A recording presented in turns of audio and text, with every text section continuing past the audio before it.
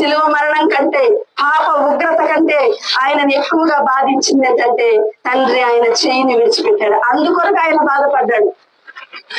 కొన్ని గంటలు తండ్రి నా చేతిని విడిచిపెట్టేస్తాడు.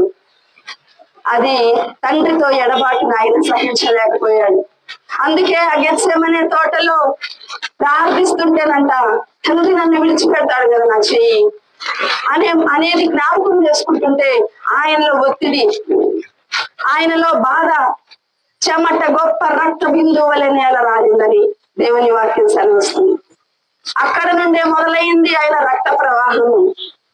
యెరూషలేము వీధుల్లో ఎడవబడ్డాడు, కొరడాలతో కొట్టబడ్డాడు. ఆ శిలువ మీద అరచేతులలో అరికాళ్లలో మేకులతో కొట్టారు. తలపై ముండ్ల కిరీటము. ఆయన దేహం అంతా రక్తసిక్తమైంది.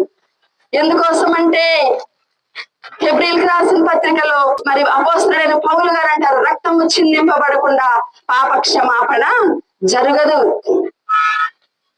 ఈ లోకంలో ఉన్న మనుషులందరినీ కూడా పాపము నుండి విడిపించడానికి యేసుక్రీస్తు ప్రభువారు తన రక్తాన్ని చిందించారు.